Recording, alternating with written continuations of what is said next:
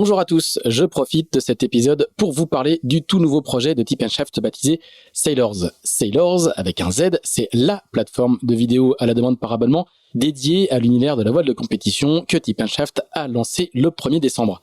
Avec Sailors, notre objectif est de proposer aux passionnés le meilleur de la voile de compétition en streaming sur une plateforme accessible depuis tous vos appareils, ordinateurs, téléphones ou tablettes. Au menu, des documentaires, des séries, des récits de courses, des portraits, des sagas, pour beaucoup disponibles uniquement sur Sailors. Le tout pour le tarif attractif de 5,99€ par mois ou de 60€ par an. Voilà, tout ça se passe sur sailors, avec un Z.com.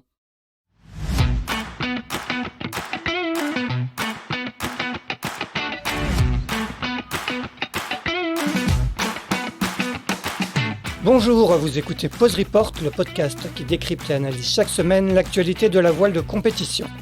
Pause Report est produit par Tip & Shaft, le média des professionnels et des passionnés de voile de compétition. Tip & Shaft, ce sont 2 newsletters hebdomadaires en français et en anglais, des podcasts, des formations, un studio de production de contenu, une plateforme de vidéo à la demande Sailors, ainsi qu'un festival du film que vous pouvez retrouver sur tipandshaft.com. Je suis Axel Capron et je vous souhaite la bienvenue dans Pause Report.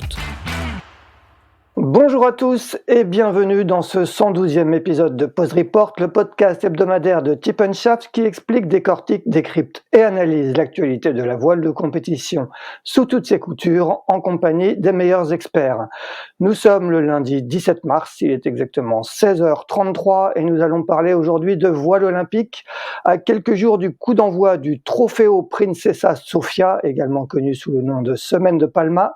Premier rendez-vous de la saison des World Cup Series qui va réunir du 31 mars au 8 avril les 10 séries olympiques des Jeux de Paris 2024.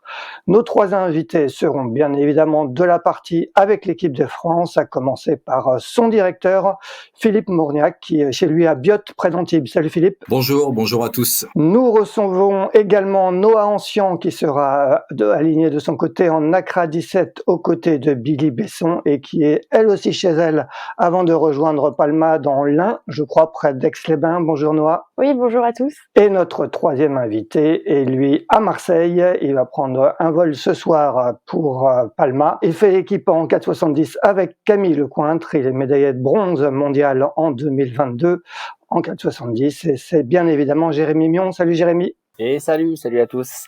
Eh bien, merci en tout cas d'être au rendez-vous avant de vous rendre sur Palma pour disputer ce premier rendez-vous, grand rendez-vous de la saison. Avant d'évoquer ce rendez-vous et cette semaine de Palma, revenons, si vous le voulez bien, sur la saison 2022. Est-ce que vous pouvez nous faire un peu le bilan respectif de votre saison? Racontez-nous un peu ce que vous avez vécu en 2022, en cette année post-olympique. On va peut-être commencer avec toi, Noah, en Accra 17 avec Billy. Oui, 2022, pour nous, ça a été une première année avec Billy. On a commencé notre binôme justement là, il y a un an tout pile. On commençait à Palma, donc ça a été une année un peu de découverte, nouveau support, bateau qui change avec les différentiels de Safran, nouvel équipage, nouveau barreur, donc une année riche en apprentissage.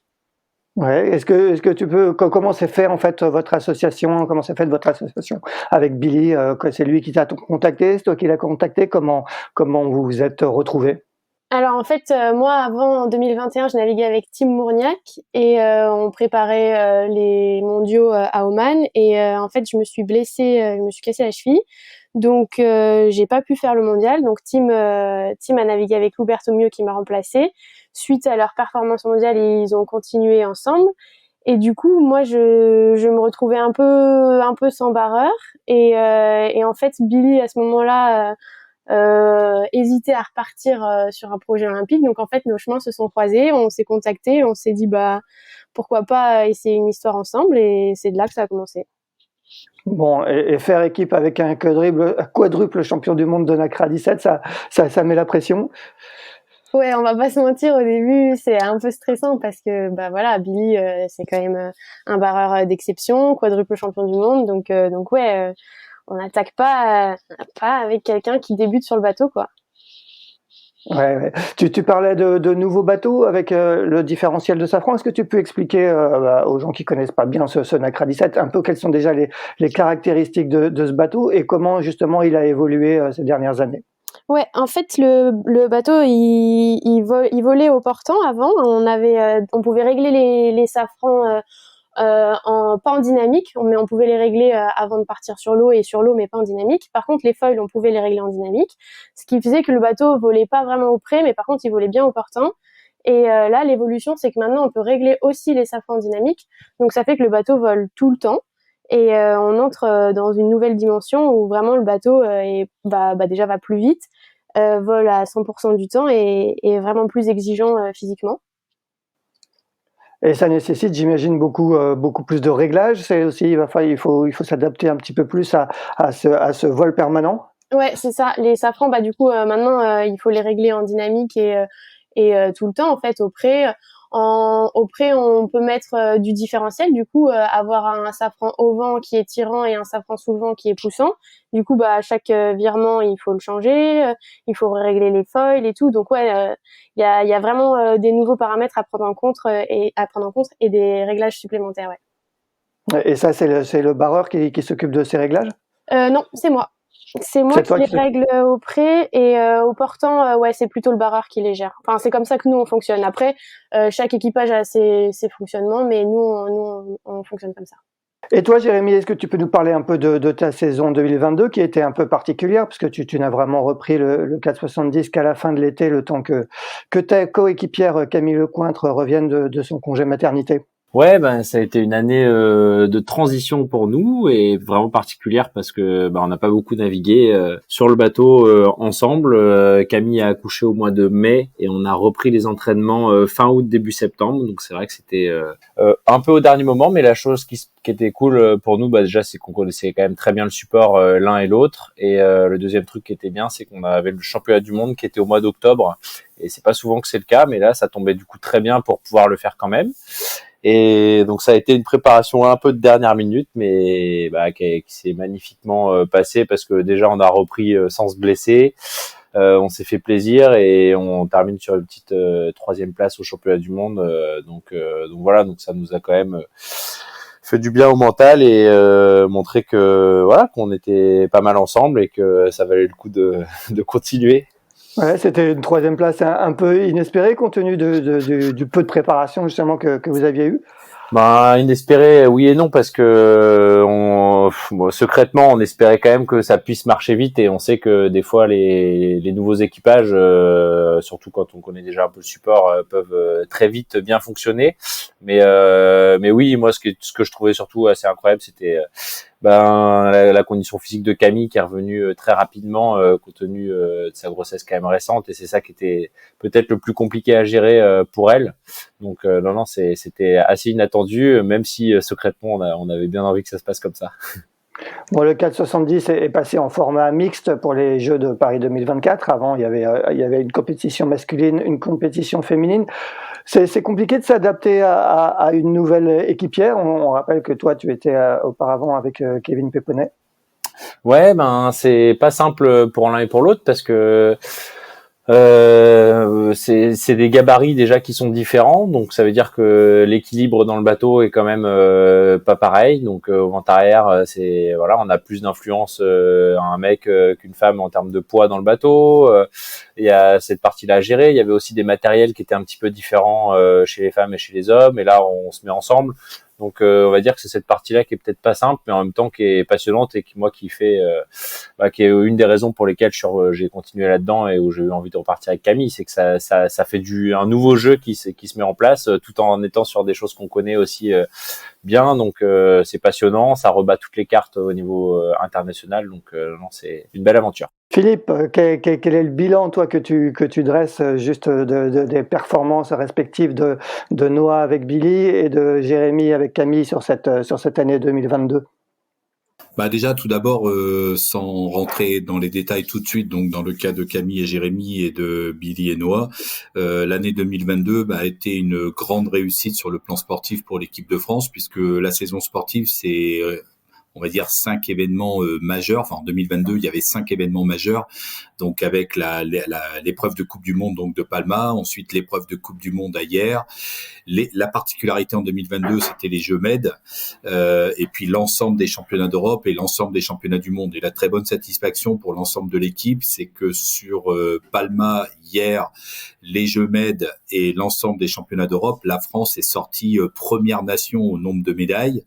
Et sur l'ensemble des championnats du monde, la France est sortie au 4e rang, mais en étant en fait la nation avec les Pays-Bas à gagner le plus de médailles, avec 4 médailles mondiales. Donc le bilan global de l'équipe de France en 2022 est un bilan très positif, qui j'espère n'est pas une fin en soi, parce qu'on a vraiment des ambitions très élevées pour cette année et l'année prochaine, d'être vraiment présent dans les 10 séries. Alors maintenant, si je reviens sur les 2 équipages, comme l'a très bien dit Noah, Billy et Noah, c'est une histoire nouvelle. Ils décident de se mettre ensemble en 2021, fin 2021, avec un début effectif des navigations dans le début de l'année 2022, mais très rapidement on rentre dans le circuit des régates, donc on n'a pas le temps nécessaire pour faire tout le travail en amont technique, mais n'empêche que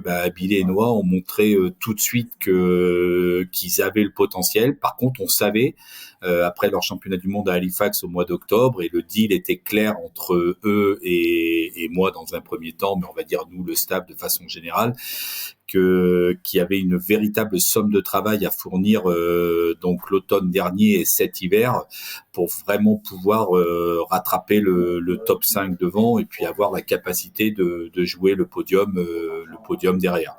Donc là, ces épreuves d'avant-saison vont être justement le juste de paix de l'excellence de ce travail, parce que je sais qu'ils ont fait un travail de très haute qualité. Ils l'ont déjà montré dans les régates d'avant-saison, en gagnant une régate sur Lanzarote, puis en gagnant à Palma, et en prenant une 2e place à Lanzarote, mais donc ils sont bien aux avant-postes.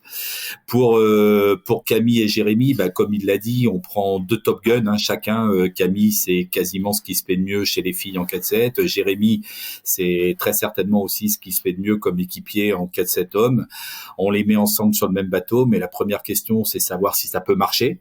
Parce que un petit peu comme à l'image des sports collectifs, c'est pas parce qu'on a les 2 meilleurs ensemble que forcément l'équipage est bon. Il faut que ça matche entre les deux. Donc ça, c'était déjà la première chose. Et puis la deuxième chose, c'était effectivement avec cette reprise tardive liée à un magnifique événement pour Camille, donc la naissance de son 2e enfant. On voulait surtout ne pas précipiter les choses, qu'elle prenne bien le temps de se reconstruire.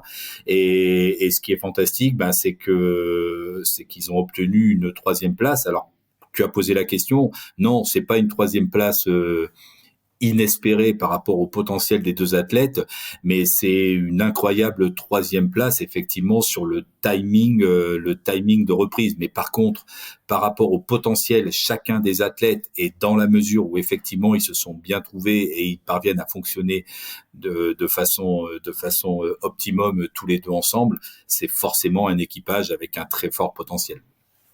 Tu parlais de très bons bilans. Est-ce qu'on peut dire que finalement le seul bémol de cette année 2022 a peut-être été les championnats du monde d'IQ Foil, qui est la nouvelle planche olympique, qui se sont déroulés à Brest, où les Français sont un petit peu étaient attendus comme les grands favoris et sont passés un petit peu à travers. Est-ce que c'est peut-être un petit bémol sur cette année?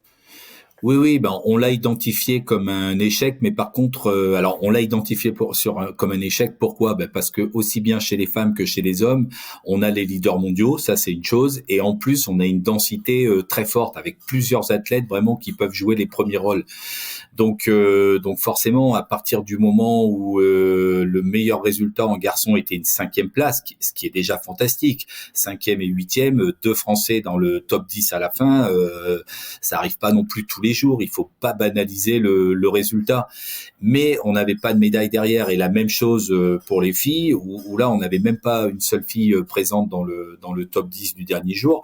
Donc oui, c'est un échec en soi, mais par contre, je tiens vraiment à le dire parce que du coup, cet échec a un petit peu pris toute la lumière par rapport au reste de la saison, mais l'ensemble de la saison 2022 hors ce championnat du monde a été absolument gagné pour toutes les épreuves par les représentants français, donc aussi bien chez les filles avec Hélène Noës-Mohen que chez les garçons avec Nicolas Goyard, et encore une fois avec cette densité. Alors oui, malheureusement, ce mondial à Brest, c'est pas du tout passé comme on le voulait, mais ça n'occulte en rien le niveau général français et le niveau, encore une fois, notre place de certains de nos athlètes comme leaders mondiaux. Par contre, ce qui est super intéressant, on n'a pas évacué ça d'un revers de main. On a acté le fait qu'effectivement, il y avait eu une contre-perf sur une épreuve dans l'année, mais cette épreuve, c'est pas n'importe laquelle, c'est un championnat du monde, donc une épreuve à objectif, et 2, c'est un championnat à la maison. Une fois qu'on a dit ça, on a trouvé 2 caractéristiques des Jeux en 2024, ça sera une épreuve majeure, c'est les Jeux Olympiques, et ça sera aussi à la maison parce qu'à Marseille. Donc le plus important, c'est pas de tourner en boucle ce qui s'est passé à Brest. Le plus important, c'est d'effectivement acter que dans la saison, dans l'année, il y a eu un seul échec, mais d'essayer de vraiment comprendre le pourquoi du comment de cet échec, et si jamais on a réussi à en tirer des leçons, justement utiliser toutes ces leçons pour le prochain objectif majeur qui aura lieu à la maison, donc à Marseille, les JO.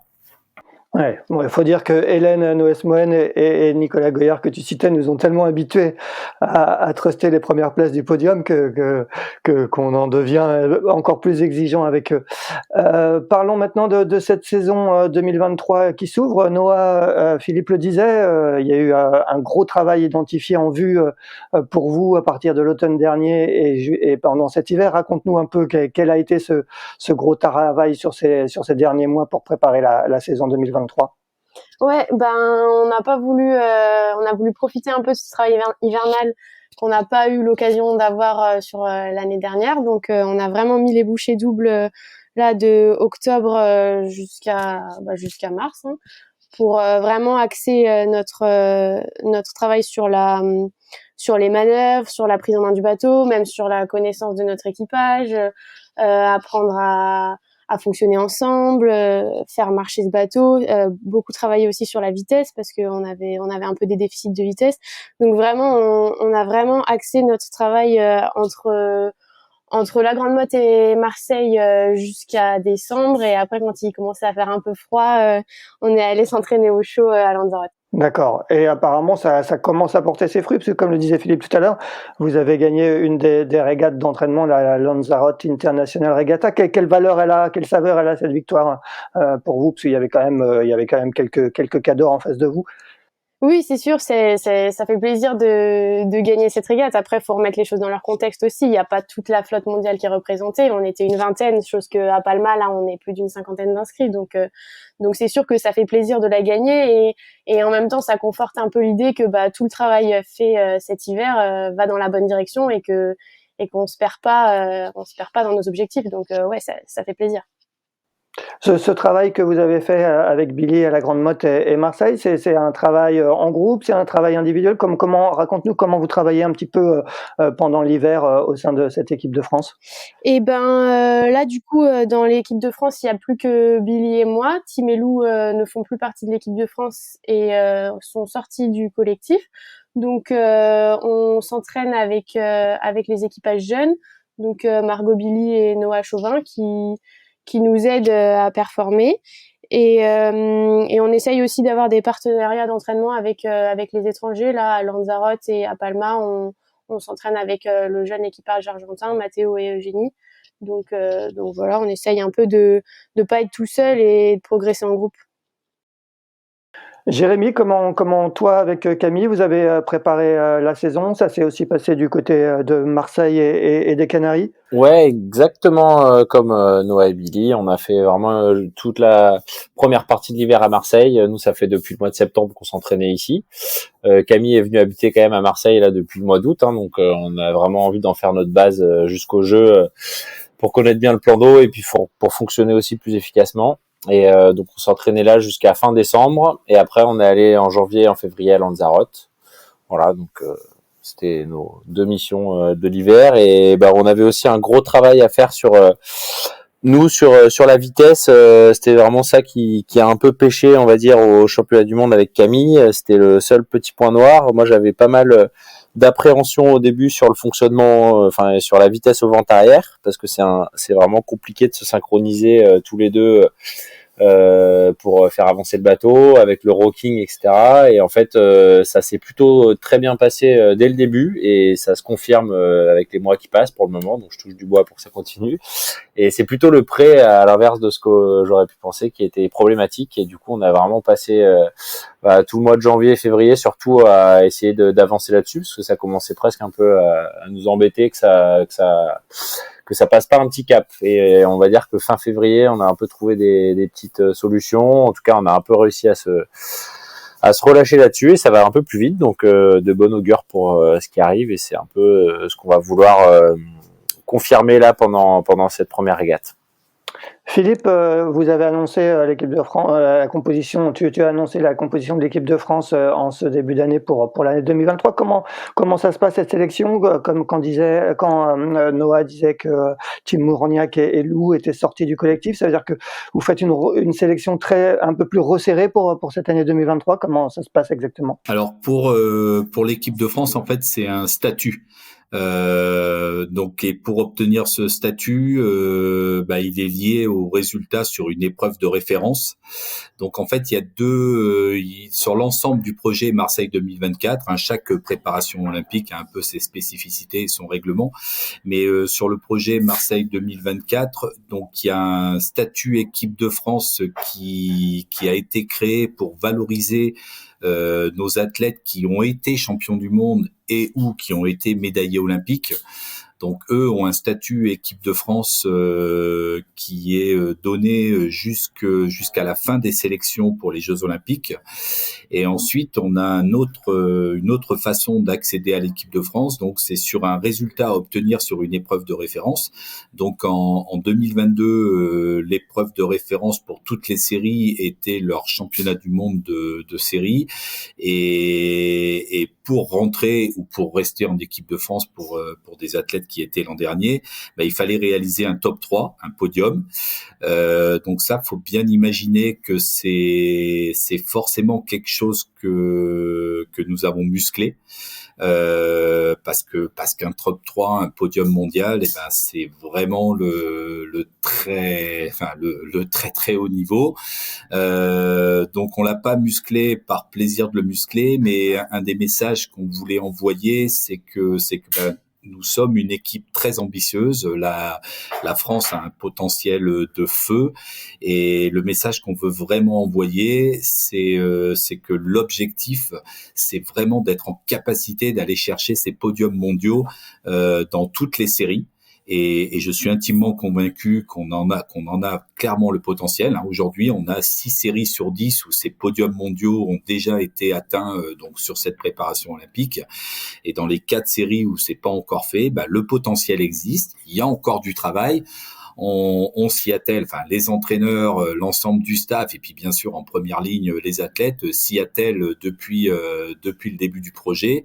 Et encore une fois, moi j'ai vraiment la conviction intime qu'on va y arriver, mais on rentrera dans les Jeux avec 10 séries qui auront un véritable potentiel de médaille. Après, les Jeux, c'est les Jeux. Chaque compétition, bien sûr, est différente. Donc, on verra à la fin de la compétition. Mais en tout cas, l'objectif, c'est vraiment d'avoir ce potentiel de médaille dans toutes les séries.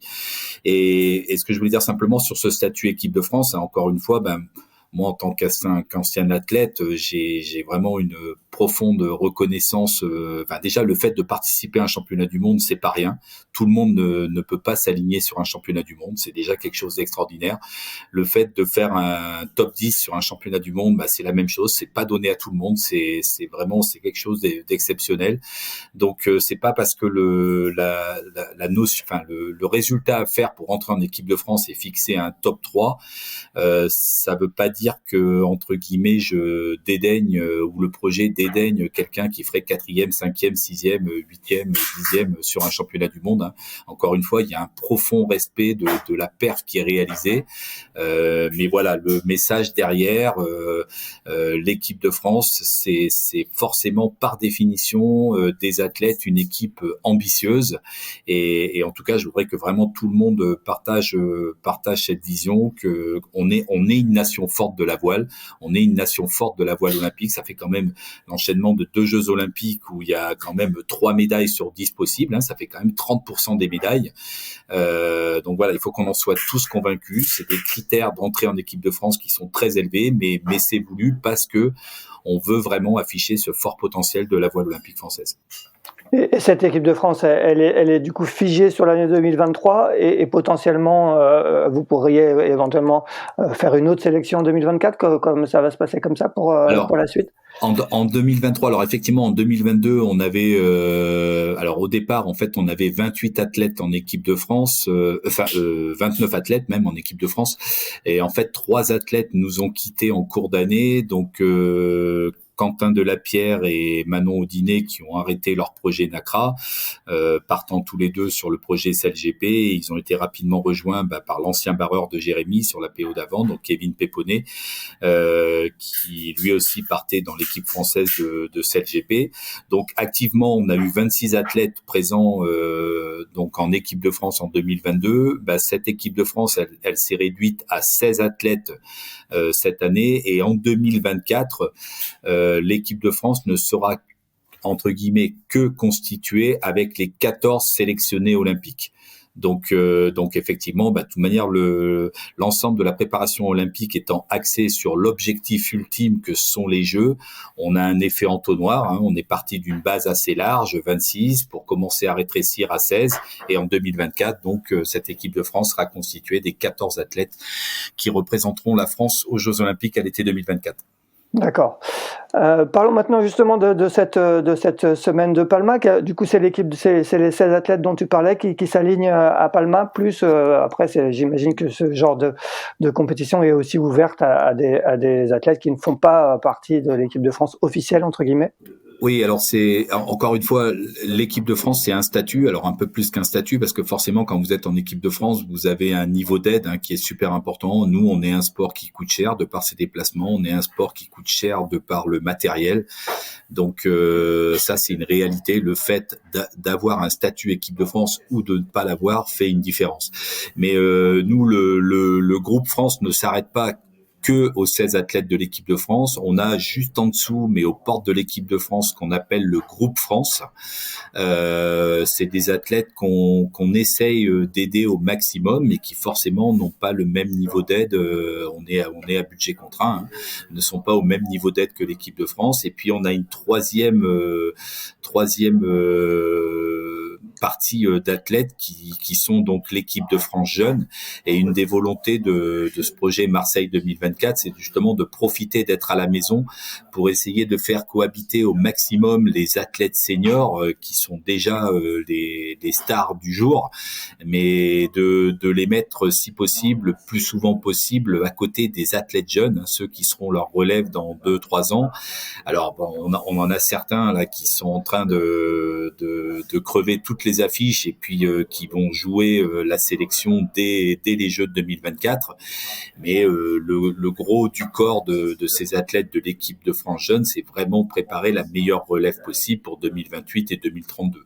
Donc, pour revenir à la Coupe du Monde, l'épreuve de Coupe du Monde de Palma, alors c'est pas complètement ouvert, c'est-à-dire que c'est une épreuve de Coupe du Monde. Donc il y a une sélection à l'échelle mondiale des nations pour pouvoir s'inscrire. On peut pas s'inscrire comme ça, mais en France, comme on fait partie des quelques pays, donc avec les Anglais, les Espagnols, les Néo-Z, les Australiens, enfin les quelques pays vraiment dans la densité très très fort, forcément on a une délégation qui est très importante en nombre d'athlètes.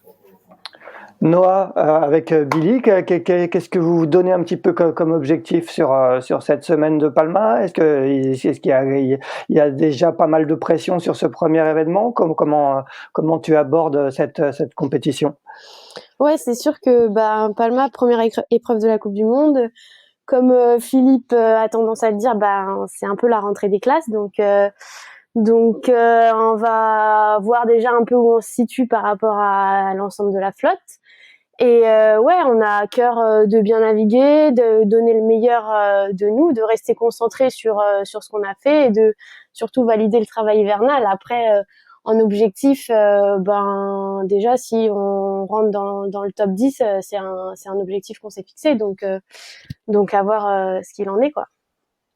Ouais. Est-ce que sur ce genre de compétition, on se fixe uniquement un objectif sportif ou est-ce que vous fixez aussi des objectifs précis sur certains réglages, sur certaines, je sais pas, améliorer votre vitesse au près ou au portant? Est-ce que vous avez en plus de l'objectif purement sportif, des micro-objectifs comme ça? Ouais, carrément. On a plein de petits objectifs, pour déjà valider ce qui a été fait, en sortir des nouveaux axes de travail, parce que mine de rien c'est quand même la première épreuve. Après il y en a d'autres, donc c'est un premier pas vers la suite, je dirais. Ouais. Et quels peuvent être justement vos micros objectifs sur cette première compétition de l'année? Là ce serait surtout valider la vitesse au pré, chose qui nous a un peu compliqué la vie l'année dernière, donc là si déjà on a un peu la vitesse des premiers, c'est déjà un bon objectif. Et de ton côté, Jérémy, avec Camille, quels sont un peu les objectifs sportifs et autres que vous fixez sur cette rentrée à Palma?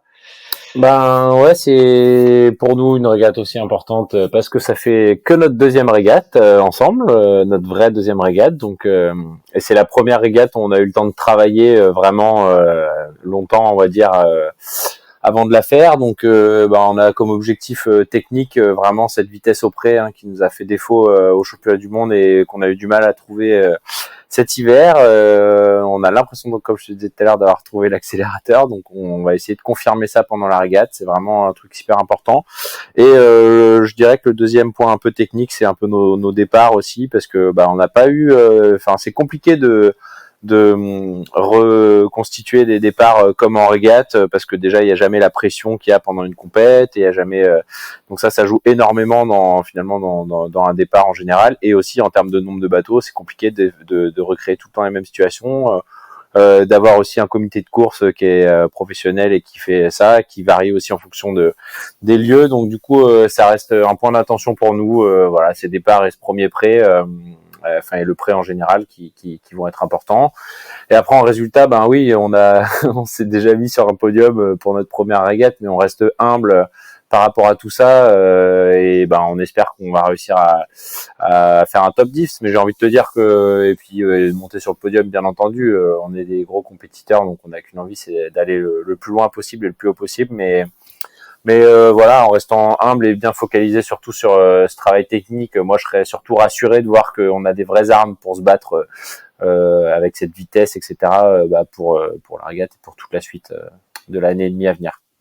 Philippe parlait de densité, il y a dans certaines séries olympiques en France une très forte densité, ce qui est le cas en 470, avec Hippolyte Macchetti et Aloïse Retornaz, mais aussi les jeunes Mathis Paco et Lucie Degène qui se sont bien illustrés l'année dernière. Comment ça se vit cette compétition interne? Est-ce que ça tire vers le haut? Est-ce que ça stresse un petit peu parce qu'il y aura qu'un fauteuil pour les Jeux de Paris 2024?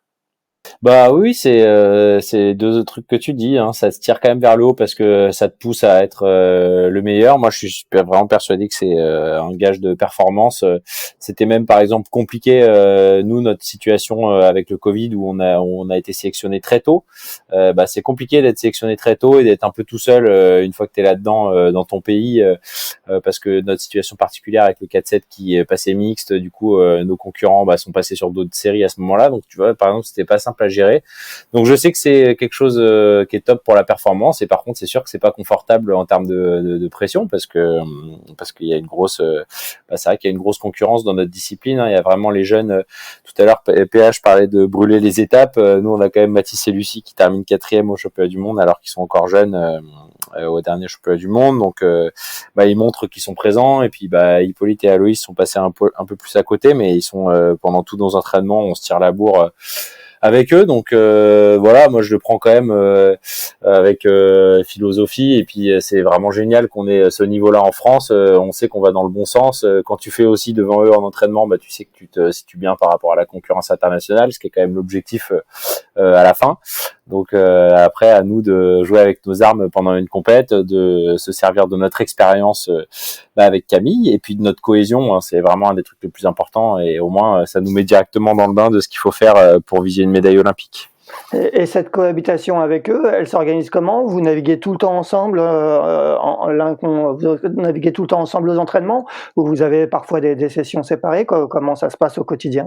Bah ouais, on a une grosse partie commune, surtout avec Hippo et Allo qui sont en équipe de France avec nous, donc on a le même entraîneur. Mathis et Lucie s'entraînent avec Philippe Boutgour, donc on se regroupe régulièrement, mais un tout petit peu moins souvent. Et donc on a une grosse partie commune, et après on a quand même notre petit jardin secret, on pourrait dire, mais où on peut aller s'entraîner avec d'autres partenaires d'entraînement. Nous on travaille avec la voile Risaoli aussi, donc on a passé un petit peu de temps à la fin de l'hiver avec eux. Voilà, donc c'est des petits moments comme ça, mais globalement là par exemple sur toutes les sessions à Lanzarote on a navigué ensemble. Pareil pour Palma le mois dernier, donc voilà, donc ça fonctionne bien, donc on essaie de faire fonctionner ça intelligemment. Et puis tout en restant des compétiteurs sur l'eau. Et toi, Noah, comment ça se passe? Tu disais, vous vous entraînez pas avec Tim Mourniac et Lou Berthemieux qui sont plus avec vous, mais c'est quand même une compétition à distance parce qu'ils sont aussi candidats pour éventuellement la place olympique à Paris. Comment tu vis un peu cette pression qui doit être un petit peu tout le temps dans un coin de la tête? Ouais, c'est sûr, et ils sont pas loin derrière, hein. On se tire la bourre sur l'eau, donc c'est grisant, et faut toujours donner le meilleur pour être devant. Et du coup nous, un peu comme Camille et Gère, on s'entraîne avec les jeunes, Margot et Noah, et aussi on essaye un peu de s'entraîner avec des étrangers, de faire des petits groupes d'entraînement. Et des fois ça nous arrive aussi de nous entraîner tout seul quand on a des thématiques de travail particulières, de faire venir des intervenants juste pour travailler sur nous et notre performance. Philippe, quel est un peu ton regard, toi, justement, sur cette concurrence interne? On sait que cette concurrence va devenir de plus en plus forte au fur et à mesure qu'on va approcher de l'échéance olympique. Quelles sont un peu les consignes du directeur de l'équipe de France face à cette concurrence? Les consignes, elles sont claires. C'est évident que le premier objectif, et puis plus l'athlète est jeune, enfin un athlète qui n'a pas fait les jeux, son premier objectif, lui, c'est de faire les jeux.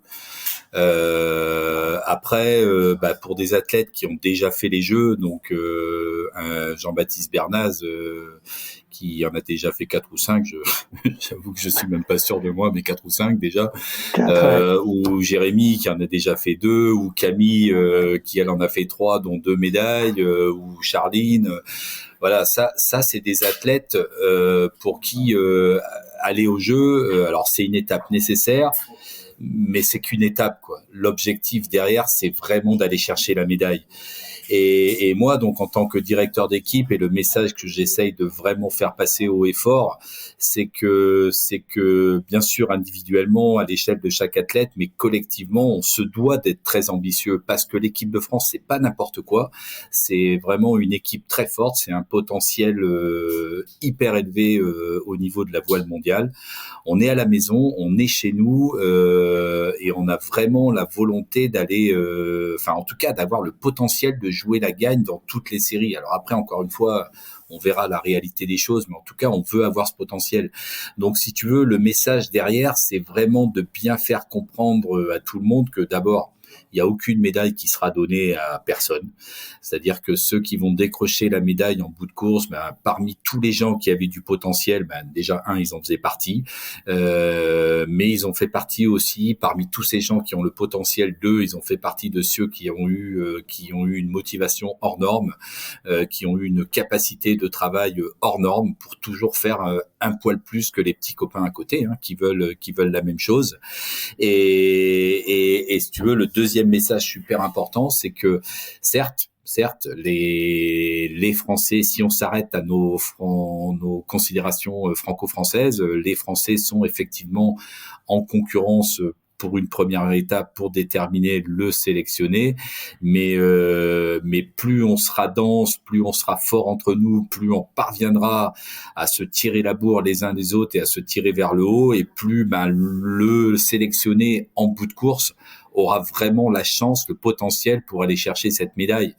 On n'est pas le premier pays à vivre des aventures comme ça. Les Anglais en fine à l'époque de Ben Hensley, Ils avaient un groupe de 4-5 athlètes qui étaient quasiment 5 athlètes quasiment dans les 10 meilleurs mondiaux, donc à se tirer une bourre monstrueuse. Et puis le résultat, c'est que Ben Nestlé a été capable d'enchaîner plusieurs médailles d'or d'affilée. À la seconde où Ben décide d'aller faire autre chose que de l'olympisme, bing, il y a l'athlète qui était dans l'ombre jusque-là qui reprend la main et qui devient lui à son tour aussi champion olympique. Donc voilà, si tu veux, le message de l'équipe, c'est être en capacité de bien entendre qu'effectivement la première motivation pour certains entre guillemets jeunes athlètes ou le passage obligé, parce que c'est une réalité, c'est effectivement de passer le cut de ces sélections, mais que derrière on doit pas se tromper. Si on est capable d'utiliser notre densité, notre capacité à travailler ensemble et à progresser tous ensemble pour vraiment monter le niveau de celui qui aura la chance de représenter la France à la fin, ça débouchera sur des médailles, quoi.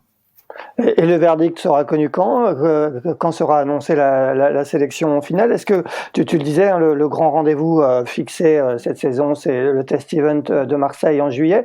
Est-ce que dès après cet événement, on connaîtra des premiers sélectionnés, ou est-ce que vous allez annoncer une sélection globale d'un coup? Comment ça va se passer exactement? Non, les sélections, en fait, les 10 séries, on aura des annonces de sélection qui seront différenciées dans le temps, mais grosso modo, on aura nos sélectionnés olympiques annoncés en 2024, mais entre janvier 2024 et au plus tard donc mi-avril, puisque de toute manière mi-avril, et donc pour la semaine de hier 2024, nous aurons les 14 sélectionnés et nous irons donc sur la semaine olympique française à hier avec les 14 représentants de la délégation France aux Jeux olympiques de Marseille à l'été 2024. Noah, j'imagine que tu as bien écouté, et même si tu connais sans doute tout ce que a déjà dit Philippe, quand tu entends parler de tout ça, est-ce que ça aussi, ça rajoute un petit peu de pression? Est-ce que ce test event de Marseille en juillet, qui sera un peu le juge de paix pour vous cette année, comment tu le vois? Comment tu vas t'y préparer avec Billy?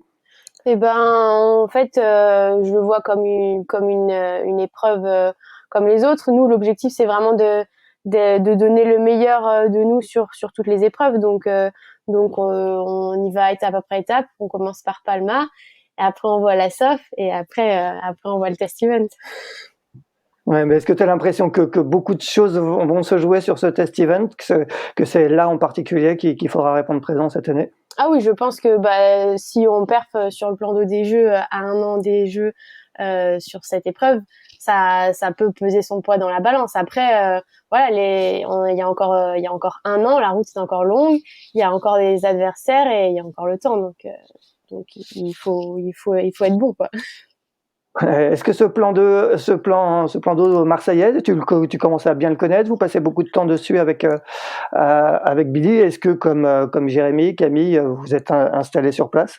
Non, nous on n'est pas installés sur place. Par contre, on a fait tout l'été 2022 à Marseille, une partie de l'hiver aussi, et là à la suite de hier, en gros de mai à octobre, on va être qu'à Marseille, quoi. On va poncer le plan d'eau.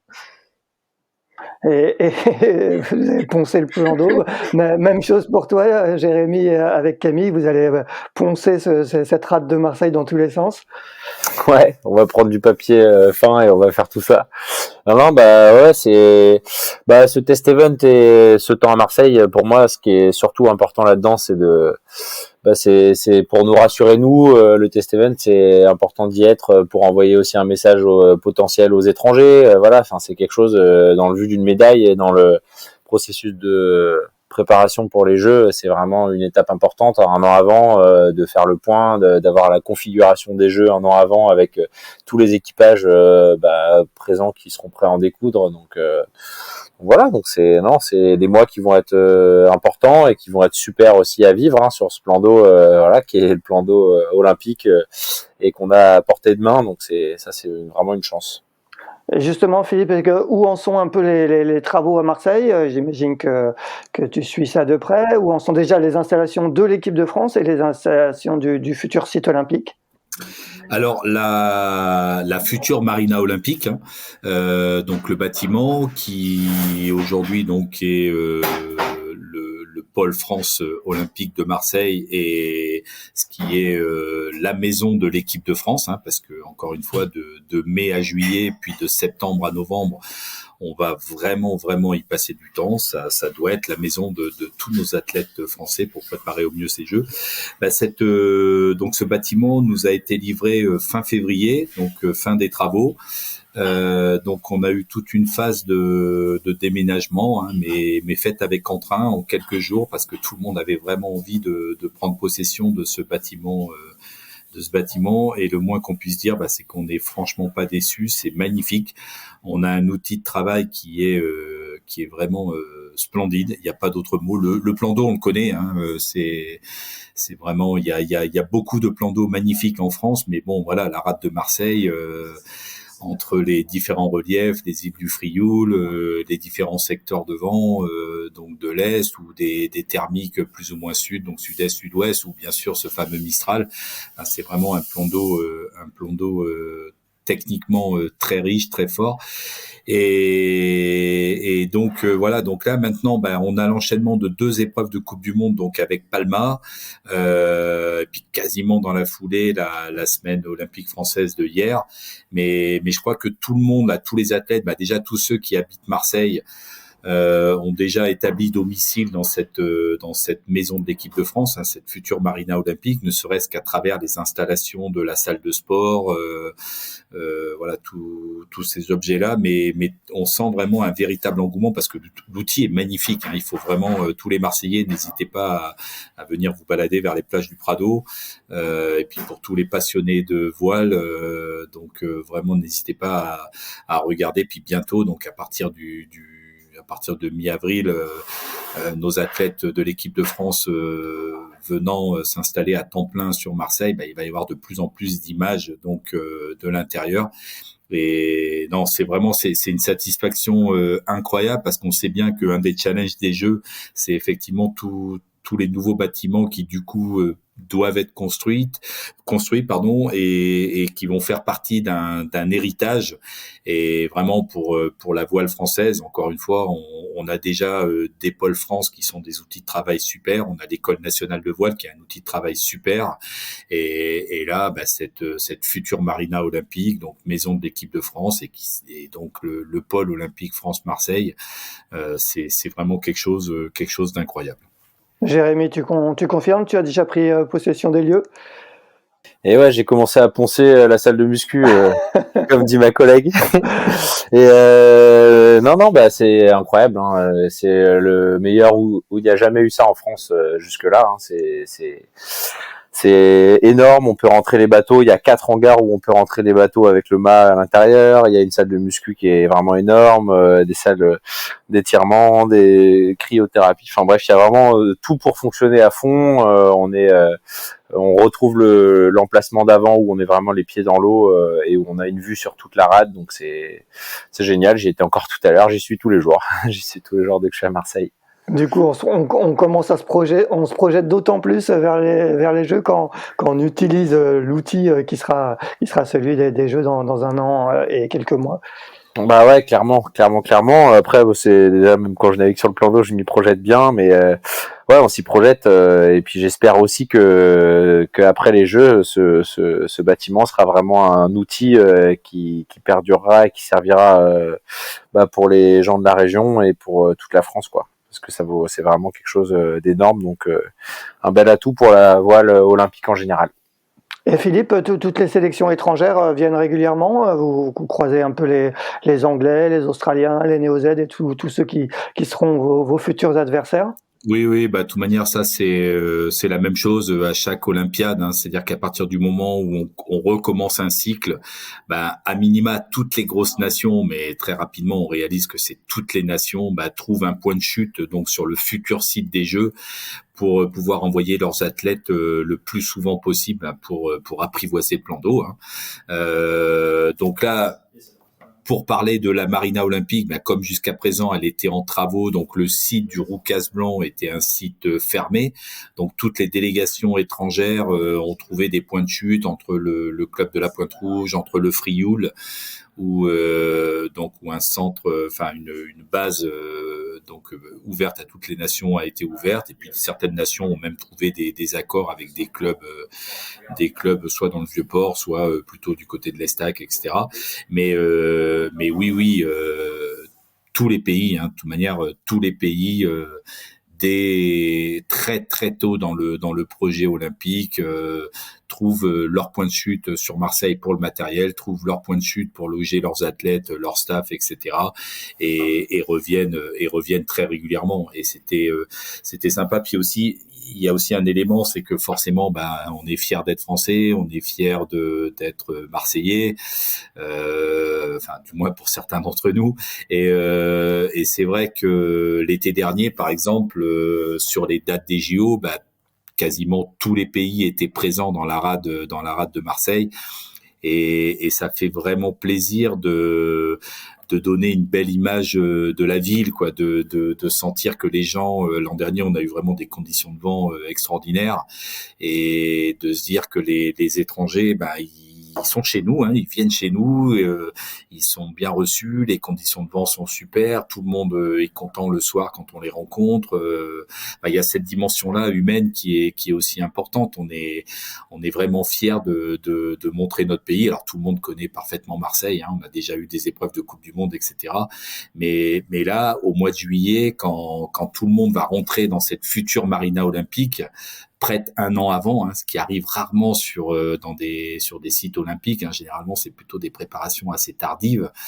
Là, c'est vrai que la France a fait un super job parce qu'on va pouvoir vivre un vrai test event un an avant avec la Marina Olympique, avec quasiment toutes les installations pour les Jeux. Donc oui, je pense que nous, on est vraiment hyper heureux de l'outil pour nous, mais on est vraiment hyper heureux de se dire que bientôt tous les étrangers vont voir ce que la France a mis en place. Et puis moi, j'espère sur un plan un petit peu directeur de l'équipe, c'est que les étrangers comprennent bien quand ils vont venir dans cette marina, quand ils vont voir la grandeur du bâtiment, ils comprennent bien que ils sont pas n'importe où, quoi. Ils sont vraiment dans un pays majeur de ce sport voile.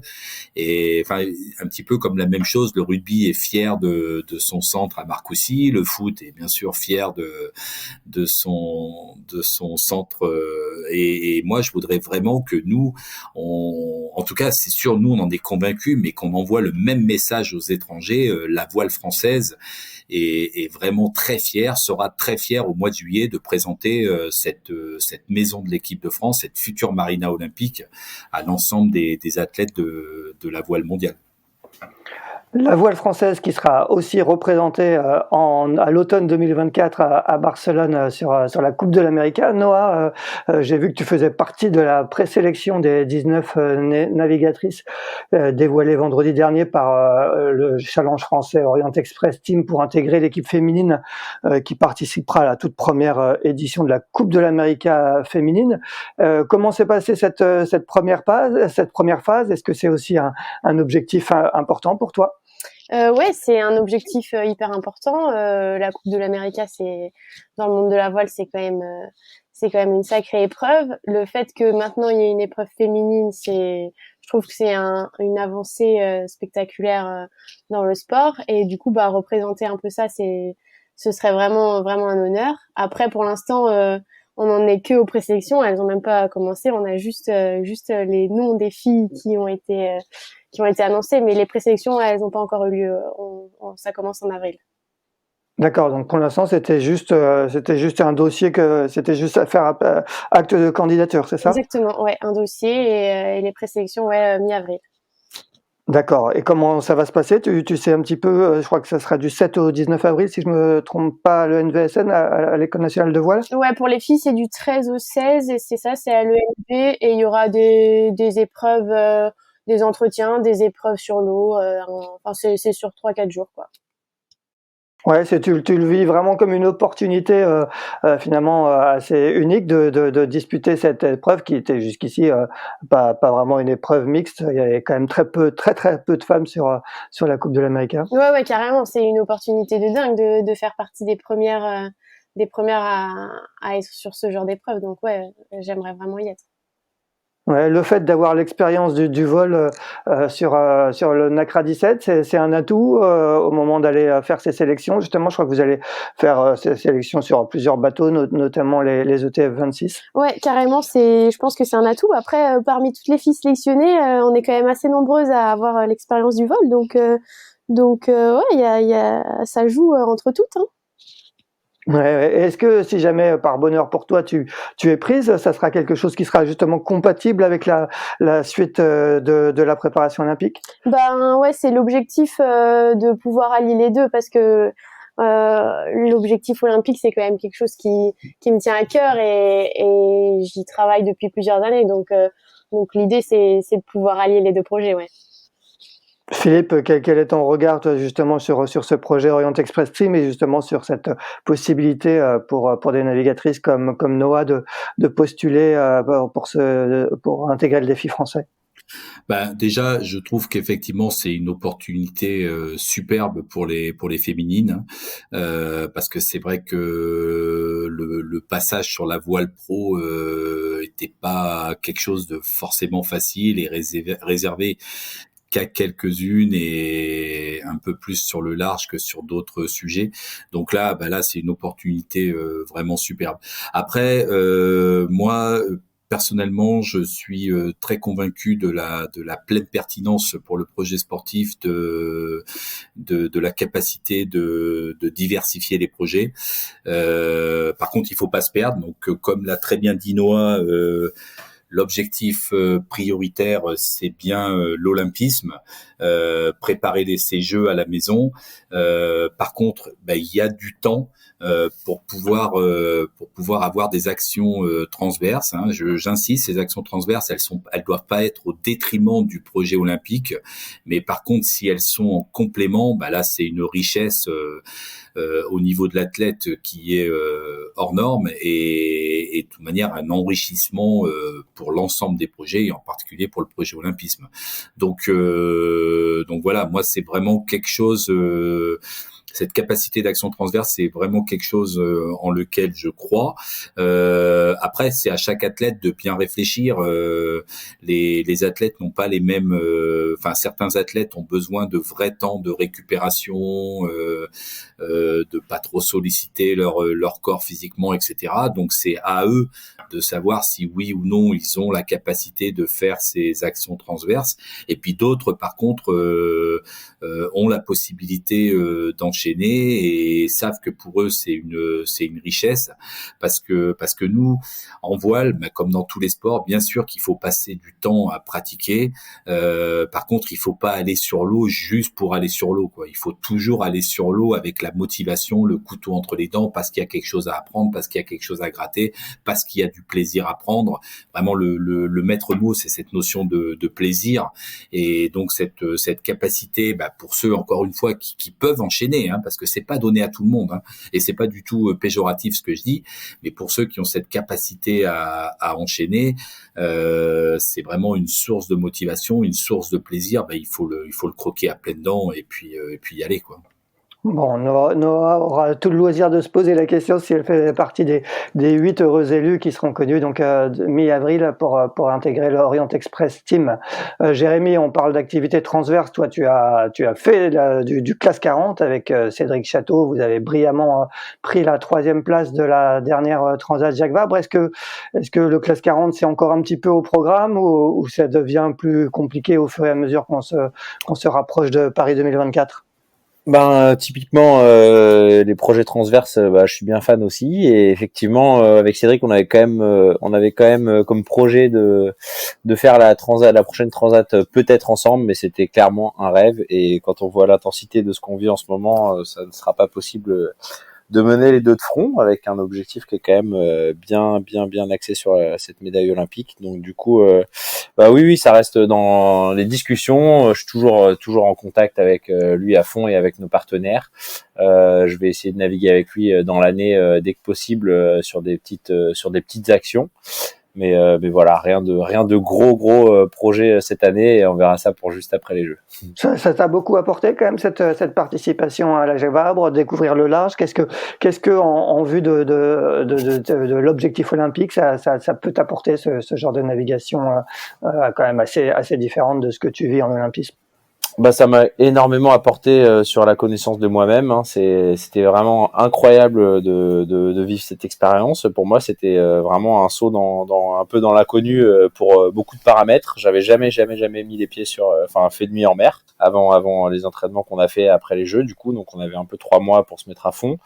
Et c'était pas facile. Et en même temps, ça s'est couronné de succès avec la perf qu'on a réussi à faire. Et même sans parler de ça, l'aventure humaine était incroyable. Avec Cédric, avec nos partenaires et avec tout l'entourage et puis tous les gens en général. J'ai vu aussi l'engouement pour les Français en général aussi qu'il y a pour la course au large, et puis même pour les étrangers. Donc moi, ça m'a permis de faire vraiment autre chose, de m'ouvrir des portes pour la suite, de faire un petit break après les Jeux, de m'occuper bien avec de nouvelles expériences pendant que Camille était occupé avec ses enfants, donc franchement c'était vraiment un parfait timing pour tout ça. J'ai eu beaucoup de chance que ça se passe comme ça et ça m'a énormément apporté. J'espère pouvoir remettre le pied dedans pour la suite. Ouais, le projet continue avec, si je me trompe pas, un bateau en construction, c'est ça? Exactement, Ouais. qui va être là cet été. Ouais. D'accord. Bon, est-ce qu'on pourrait voir Jérémy Mion au départ de la route du Rhum 2026 en classe 40 en solitaire? Why not? C'est pas impossible. Après, il va falloir que je fasse un petit cheminement mental encore parce que en double c'est quelque chose et en solo c'est encore une autre. Donc voilà. Donc PH et Philippe il y a pas si longtemps et je sais pas s'il aurait pensé que j'aurais fait déjà ce que j'ai fait là. C'est une petite sortie de zone de confort, mais ça m'a quand même bien plu. Donc on verra bien de quoi l'avenir sera fait. Noah, toi, tu as surtout fait jusqu'ici de la voile légère. Est-ce que quand tu entends parler Jérémy de large, est-ce que ça donne envie? Est-ce que tu aimerais bien essayer? Ouais, j'aimerais bien essayer. Après, envie, je sais pas, parce que moi, je suis quand même bien contente quand je passe des bonnes nuits, donc je sais pas si ça me plairait bien, si je pense avoir un peu des difficultés sur les nuits difficiles. Bon, mais Jérémy pourra te donner des conseils. Il devait penser la même chose avant. C'est clair, Ouais. clair. Eh bien, merci à tous les trois. On va vous laisser filer vers Palma pour Jérémy et préparer cette semaine importante pour l'équipe de France qui arrivera très ambitieuse sur le plan d'eau des Baléares. Je vous souhaite à tous une bonne soirée et quant à nous, on se retrouve la semaine prochaine pour un 113e épisode de Pause Report. Merci à tous les trois. Merci beaucoup. Merci. Au revoir.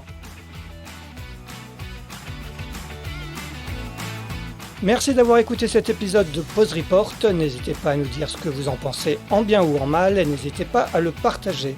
Si vous souhaitez suivre l'actualité de la voile de compétition, je vous encourage à vous abonner à la newsletter de Tip & Shaft, envoyée chaque vendredi à 17h. Pour vous inscrire, ça se passe sur tipnshaft.com. À bientôt!